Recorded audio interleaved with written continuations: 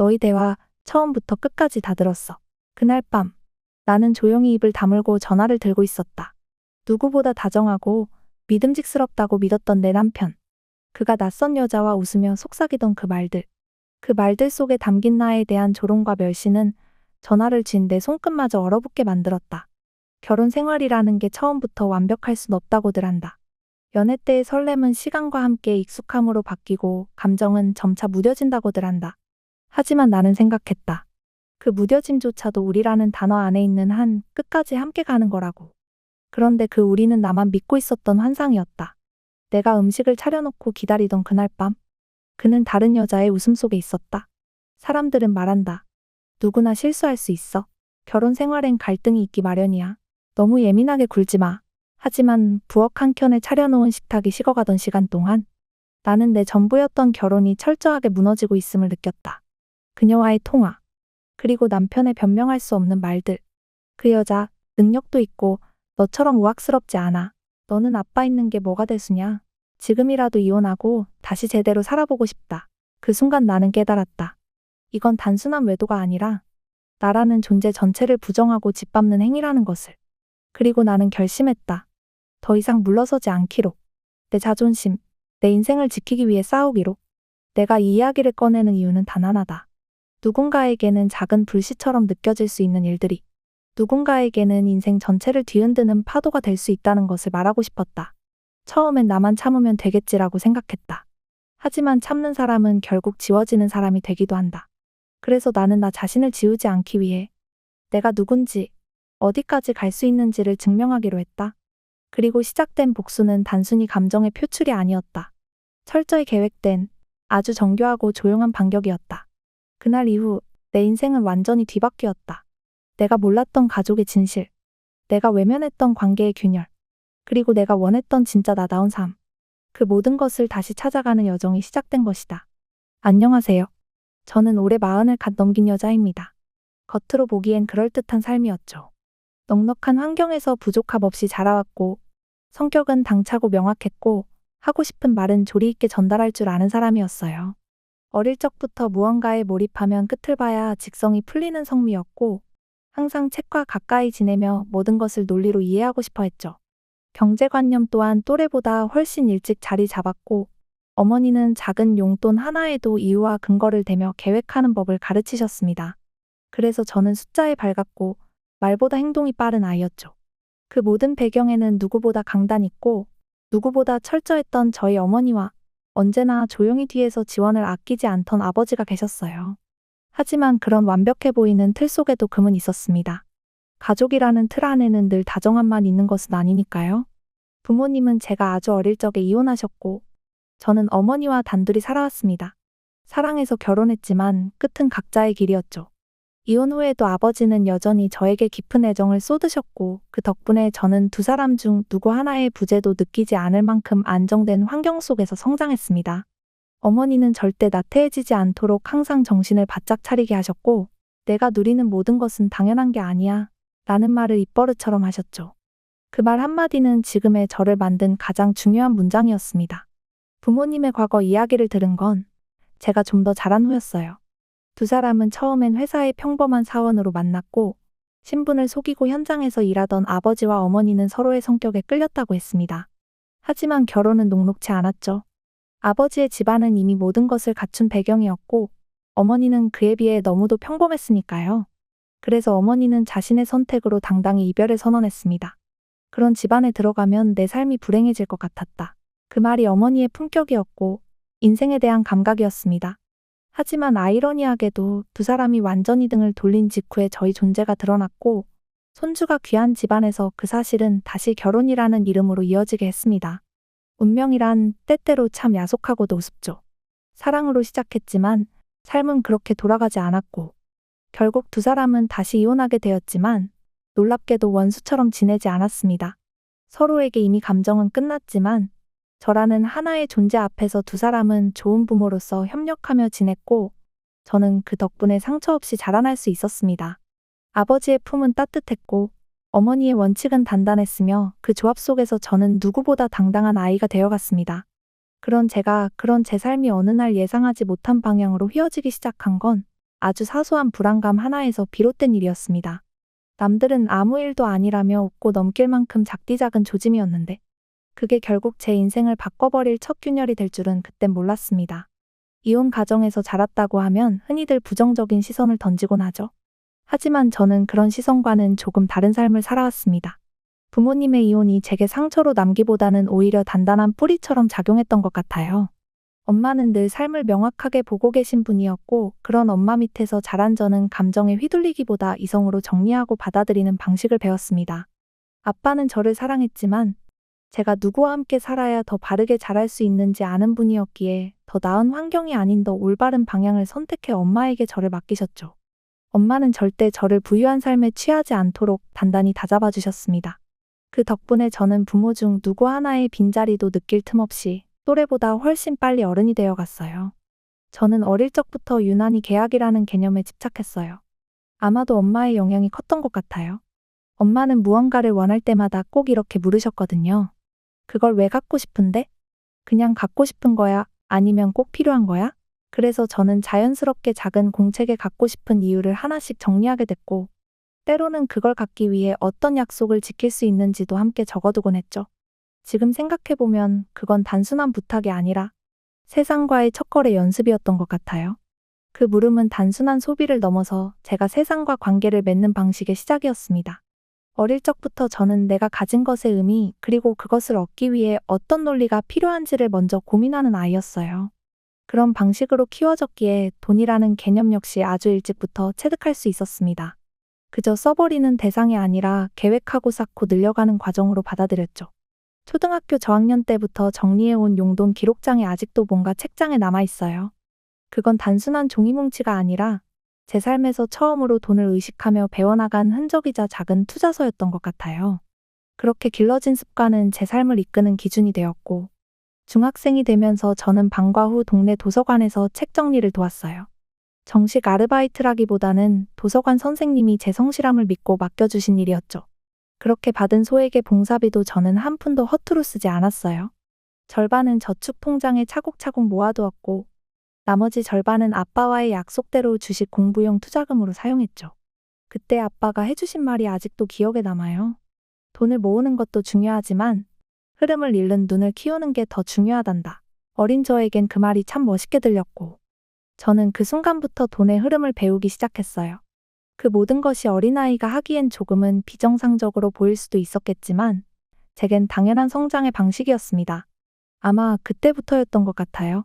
저 자신에게 스스로 투자하고 삶을 책임져야 한다는 감각이 자라기 시작한 건, 월급을 받으면 언제나 반은 저축하고 나머지 반은 투자에 쓰는 것이 자연스러운 습관이었어요. 처음엔 숫자가 재미있어서 시작했지만 시간이 갈수록 돈의 흐름과 움직임을 읽는 눈이 생겼고 그때부터였죠. 저는 이미 20살이 되기 전부터 돈을 다루는 감각이 또래보다 월등하다는 걸 스스로도 느낄 수 있었어요.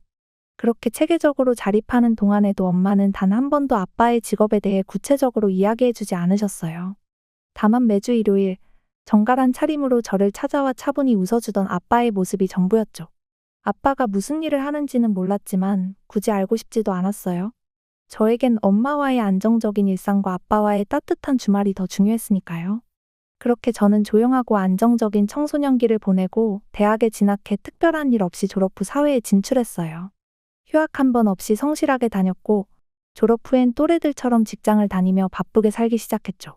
그리고 그 평범한 일상 속에서 저는 사랑이라는 걸 하고 싶어졌어요. 그 무렵 만난 사람이 바로 지금의 남편, 현우였습니다. 저와는 전혀 다른 업계에서 일하던 그는 AI 스타트업에서 개발자로 일하고 있었어요. 늘 야근에 시달렸고 그래서인지 생활 반경이 집과 회사로만 한정되어 있었죠.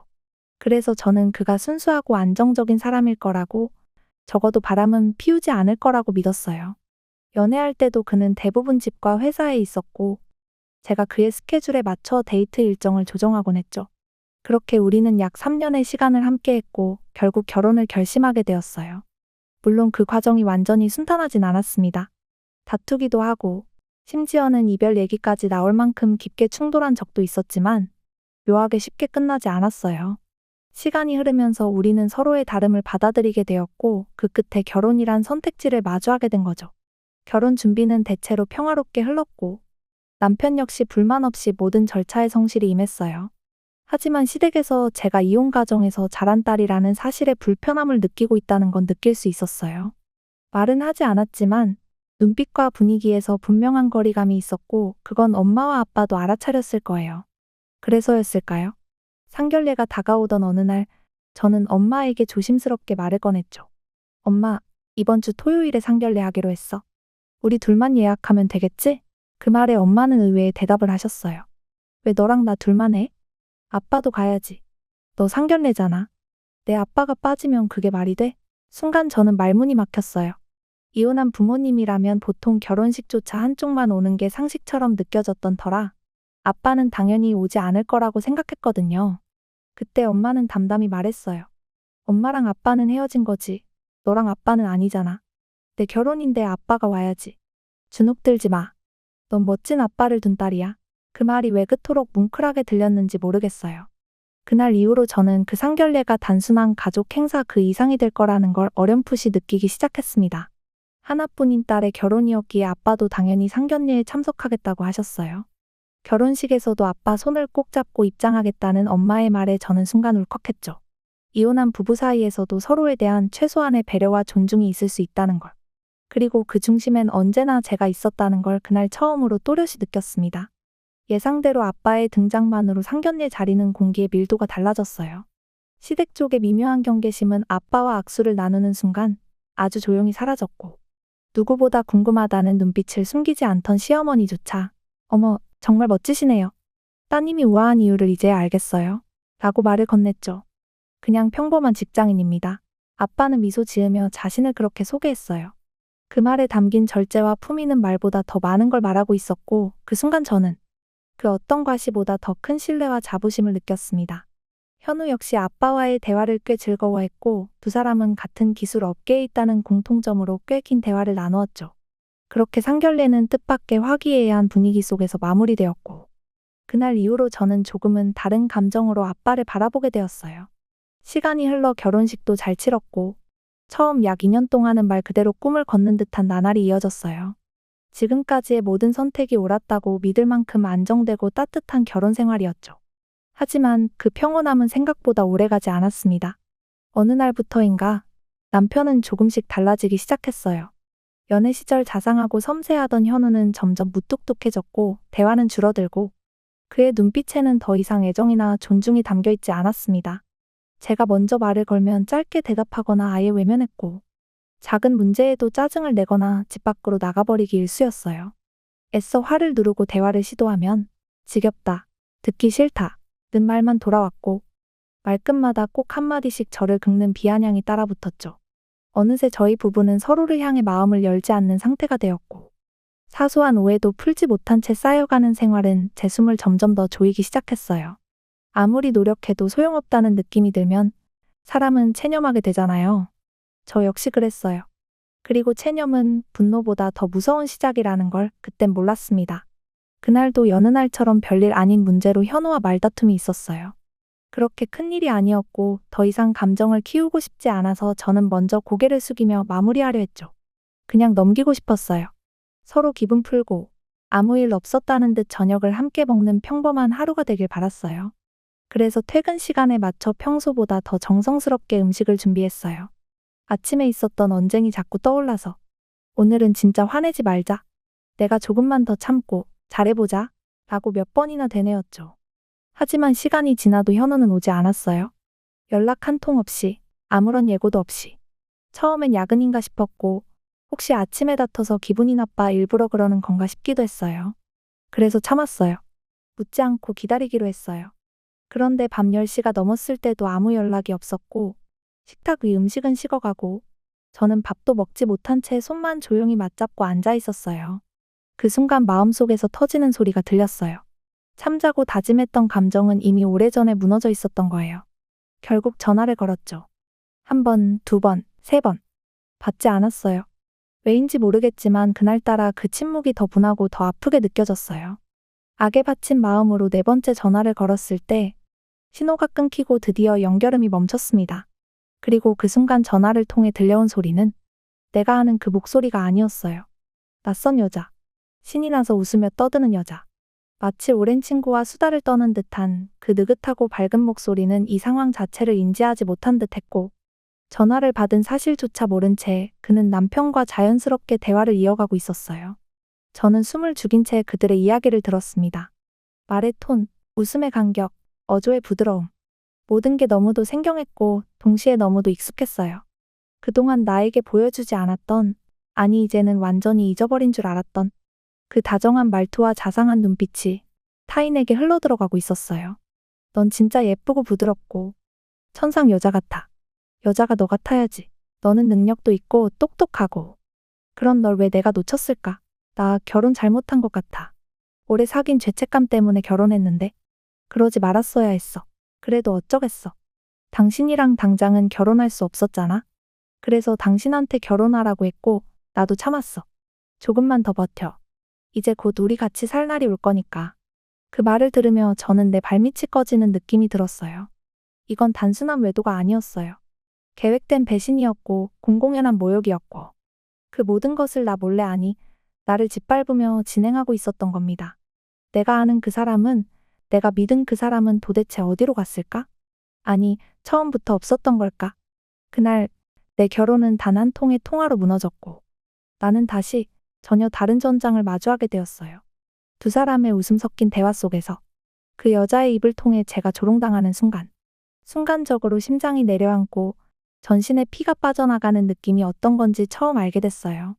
감정이 아니라 신체가 무너지는 느낌이었어요.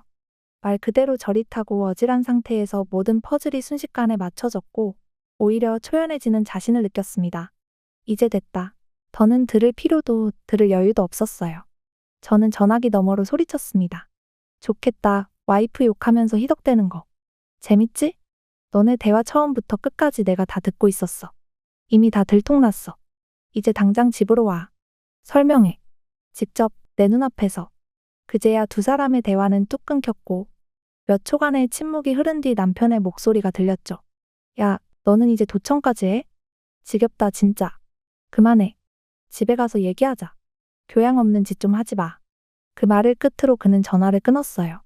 분노는 임계점을 넘었고 손끝까지 떨리는 몸을 애써 가라앉혔습니다. 2시간이 지나서야 현우는 집에 들어왔고 저는 그가 신발을 벗기도 전에 쏟아냈습니다. 들어올 얼굴은 있나 보네. 좋아, 이제 다 말해. 솔직하게. 내가 왜 이 집에 못 들어오냐? 너랑 연애하고 결혼하기 1년 전부터 만난 여자야. 너 아니었으면 걔랑 결혼했어. 그 말이 끝나자마자 숨이 막혔어요. 지금 뭐라고? 응. 너랑 연애 시작하기 전부터였어. 그리고 너랑 사귀면서도 계속 만났지. 미쳤니? 지겨워, 너.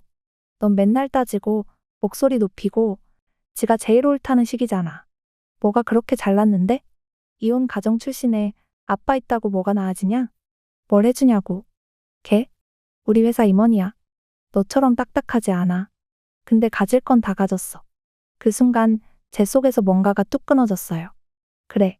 이제 다 나온 거네. 나는 이혼한 집딸이고 능력도 없고 주제도 모르고 따지는 여자고 그 여자는 우아하고 똑똑하고 임원이고 그래서 후회하고 있다는 거야? 지금 내가 당당하게 바람 피운 걸 자랑처럼 말하고 있어? 그래, 나 후회해. 너랑 결혼한 거. 넌 숨통을 조여. 진짜 질린다. 그만하자. 그 말을 남긴 채 그는 또 대화를 피하고 문을 박차고 나갔어요. 그 순간 저는 알게 되었죠. 결혼 4년. 그 긴 시간의 믿음이 남편의 입으로 그리고 그 여자의 웃음으로 한순간에 모두 무너졌다는 걸요. 그 순간이었어요. 제 모든 자존감과 인내심이 한꺼번에 바닥을 뚫고 떨어진 건. 이건 단순한 외도나 배신이 아니라 제 존재 자체를 조롱하고 부정하는 모욕이었죠. 남편이 아닌 인간 이하의 존재로 느껴질 만큼 그는 당당했고 뻔뻔했어요. 그날 이후 저는 결심했어요. 더는 이 결혼을 유지하지 않겠다고. 그리고 이 뻔뻔한 두 사람에게 제 인생을 짓밟은 대가를 반드시 치르게 하겠다고. 하지만 계획에는 시간이 필요했고 증거도 필요했죠. 그래서 저는 묵묵히 그 집을 지켰어요. 이미 남편은 집에도 잘 들어오지 않았고 간간히 옷만 갈아입고 나가는 생활이 반복됐기에 저 역시 그와 마주치는 일은 줄어들었어요. 시간이 흐르자 감정도 잠시 가라앉았고 그냥 남처럼 살까 싶은 생각이 스치기도 했어요. 하지만 그런 순간마다 남편은 또다시 선을 넘는 짓을 하며 제 안에 화를 다시 불쏘시개처럼 지펴 올렸죠. 그리고 그날 밤 남편은 예고도 없이 집에 들어왔어요. 거실에 앉아있다가 문소리를 듣고 일어났는데 문틈 사이로 보인 건 남편 혼자가 아니었습니다. 그와 함께 집 안으로 들어오는 낯선 여자. 하지만 목소리를 듣는 순간 저는 알 수 있었어요. 전화기 너머 웃음기 가득한 목소리의 주인공. 바로 그 상간녀였습니다. 두 사람을 뚫어져라 쳐다보는 제 눈길이 거슬렸는지 현우는 짜증 섞인 얼굴로 입을 열었어요. 왜 그렇게 쳐다봐? 전에 말했잖아. 나 만나는 사람 있다고. 이 사람이야. 이제 그만하자, 좀. 순간 피가 거꾸로 솟구쳤고 저는 참지 못하고 소리쳤어요. 야, 현우. 내가 드디어 미쳤구나. 상간녀를 집에 데려와. 너를 너무 과대평가했네. 진심으로. 너 지금 정신이 있는 거야? 나 지금 제정신이야. 술도 안 마셨고 말도 똑바로 하고 있어. 결혼 전부터 내 성격 너무 부담스러웠어. 하고 싶은 말 다 하고 따지고 뭐든 내가 옳다는 그 태도. 결혼하면 괜찮아질 줄 알았는데 더 심해지더라. 나도 이제는 좀 처가덕 좀 보고 살고 싶어. 처가덕?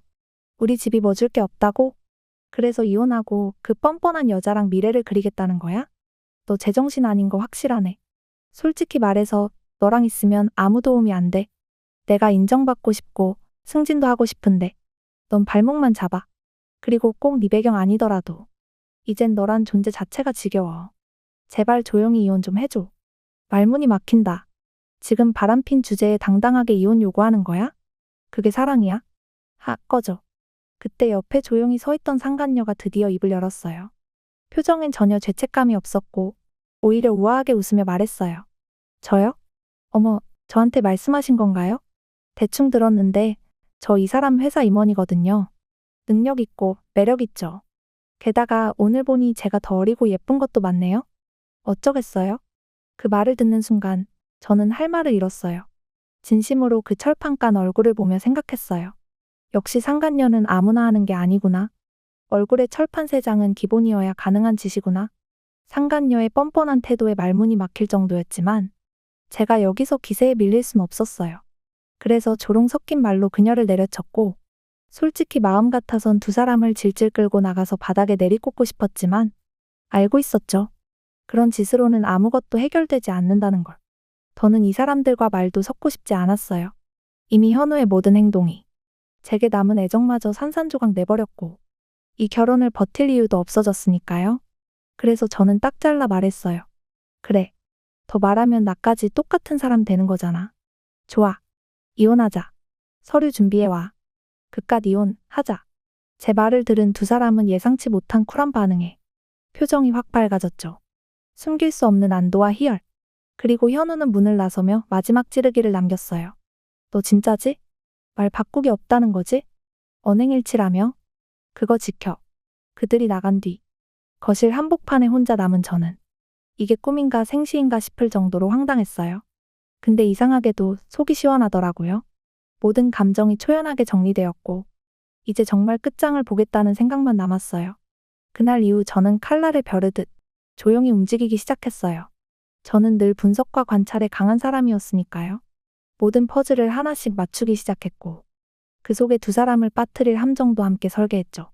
현우는 이혼을 요구한 뒤로는 집에 들어오지 않았고 저는 그 틈을 타지 비밀번호를 바꾸고 혼자 지내기 시작했어요. 피해자가 왜 숨고 움츠러들어야 하는지에 대한 의문은 그 순간부터 완전히 사라졌죠. 그리고 어느 순간 누군가에게 털어놓고 싶다는 생각이 들더라고요. 그래서 엄마에게 전화를 걸었어요.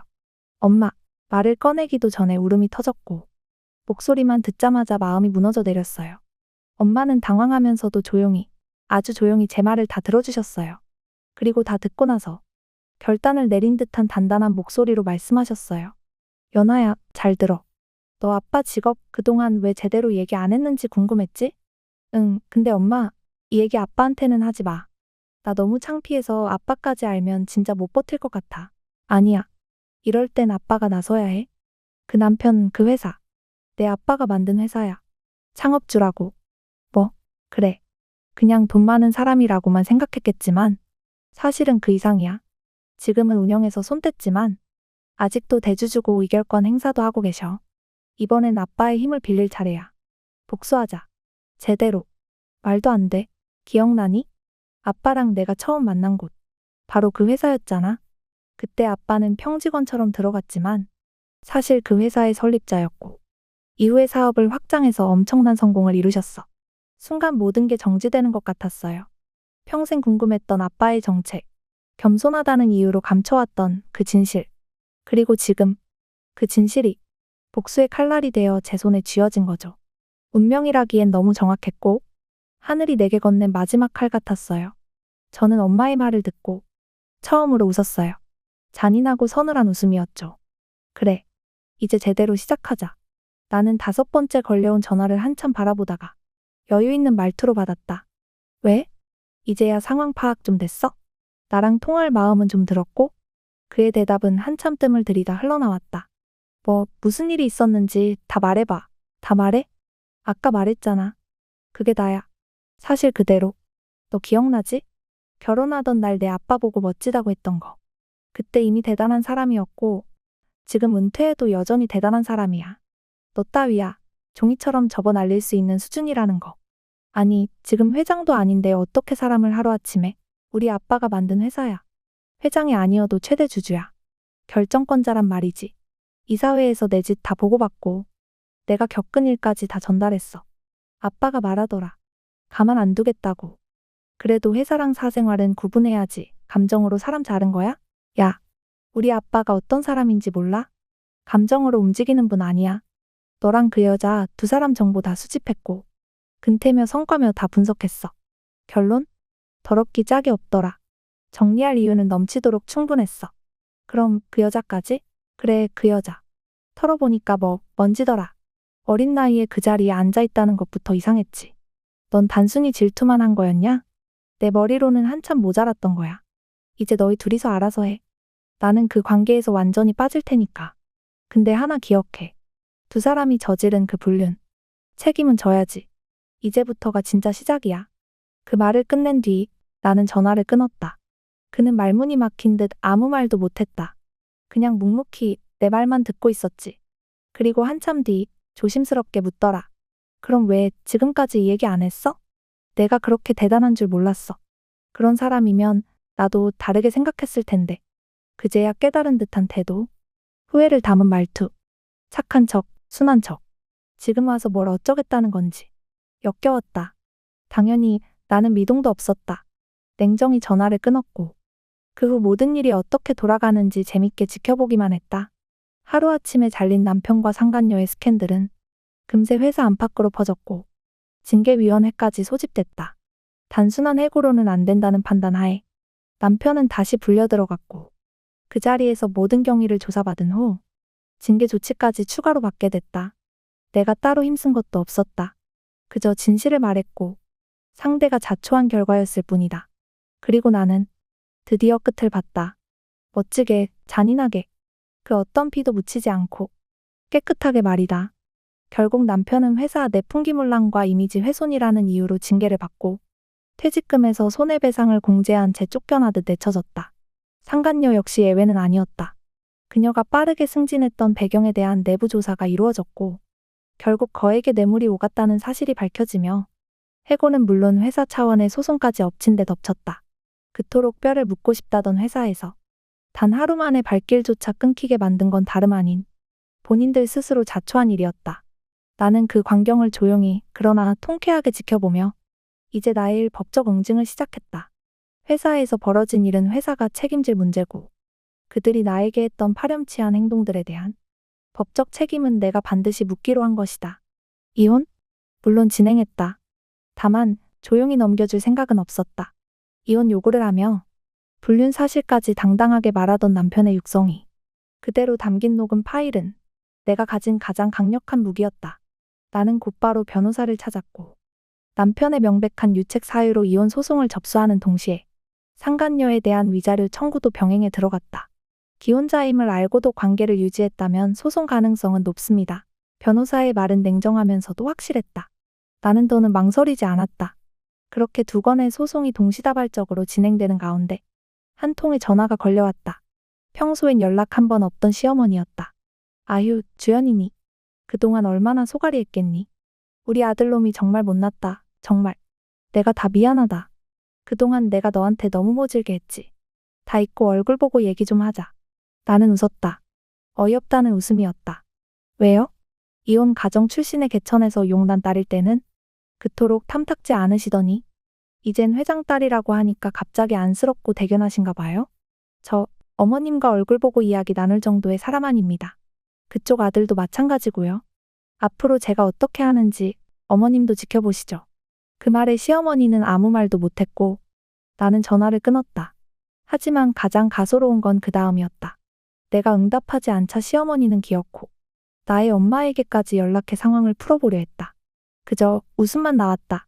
그 뻔한 속셈이 너무 잘 보였기 때문에 뿌리부터 무너진 관계를 이제 와서 손으로 매만진들 소용이 있을까? 이제 판은 뒤집혔다. 게임은 내가 주도한다. 그날 시어머니는 전화를 들고 무작정 엄마에게 전화를 걸었지만 그건 이미 진 게임이었다. 엄마가 누구신지 그 사람이 얼마나 무서운 사람인지 몰랐던 모양이다. 엄마는 나보다 훨씬 냉철하고 단호한 분이었다. 목소리 한 줄 흐트러짐 없이. 시어머니의 헛된 희망을 완벽히 짓밟아버렸다고 들었다. 사람을 잘못 봤네. 나는 속으로 그렇게 중얼거렸다. 지금이라도 남이 될 수 있다는 사실이 이렇게 후련하게 느껴진 적이 없었다. 그렇게 시간이 조금 더 흐르고 모든 게 물거품처럼 사라졌을 때쯤 그 사람 전 남편은 슬그머니 집으로 기어들어왔다. 이게 뭐야? 너 지금 어디 가는 거야? 짐을 챙기고 있던 나를 붙잡으며 그는 당황한 얼굴로 물었다. 이혼 안 한다고 했잖아. 그땐 내가 진짜 미쳤었어. 잠깐 정신이 나갔던 거야. 나는 웃음조차 나오지 않았다. 애초에 상간녀를 데리고 와 이혼을 요구했던 사람이 이제 와서 돌아가자고 한다니. 너랑은 이제 못 살아. 이 집 받아줄게. 재산 분할로 받으면 되니까. 이제부터는 너 알아서 해. 내가 몰랐잖아. 이렇게 대단한 집 딸인 줄. 너도 너무하잖아. 난 반성하고 있어. 그딴 후에 내 손으로 다 망쳐놓고 무슨 소용인데? 나는 냉정하게 잘라 말했다. 그는 울먹이며 소장도 받고 진심으로 용서를 구하고 싶다고 했지만 그 순간 나는 그저 연기처럼 보였다. 그때도 똑같이 연기 잘하더라. 바람도 연기고 후회도 연기지?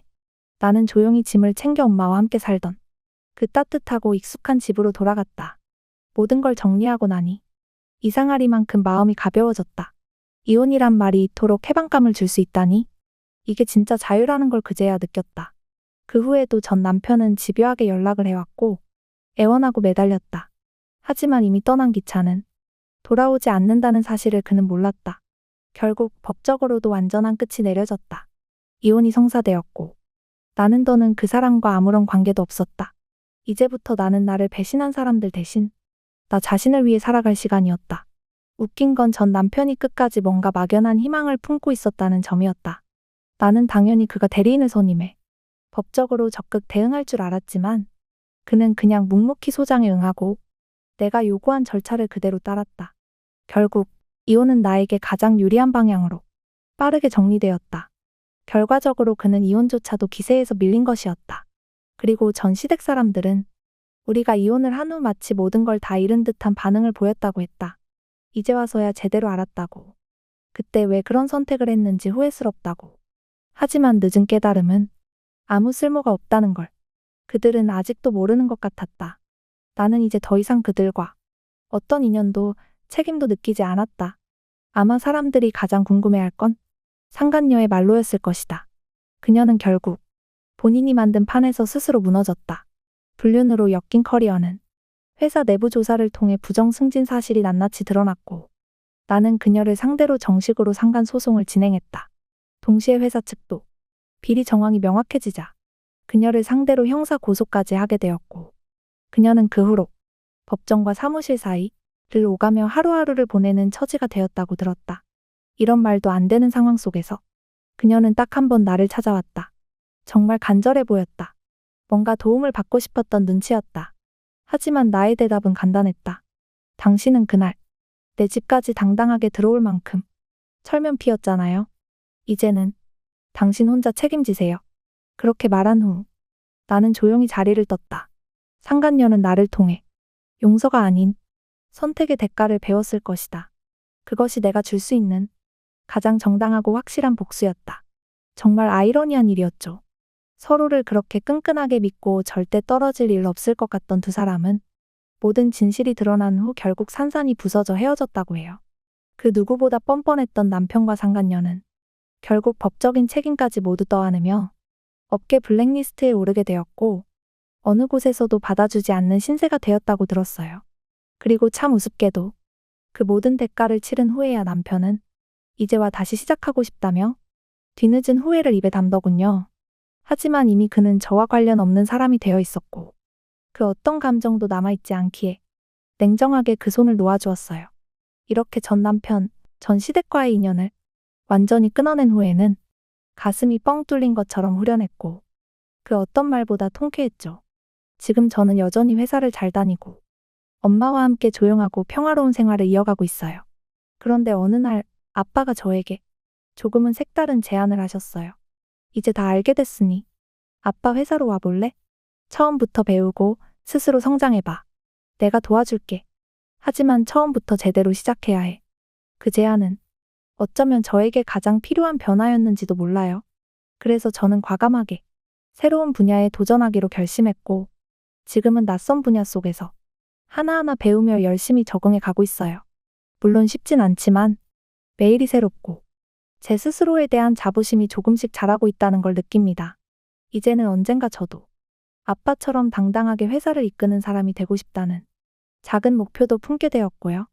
이제 저는 그 지난한 결혼 생활과 모든 상처를 뒤로한 채 제 이름으로 제 인생을 다시 시작하려고 합니다.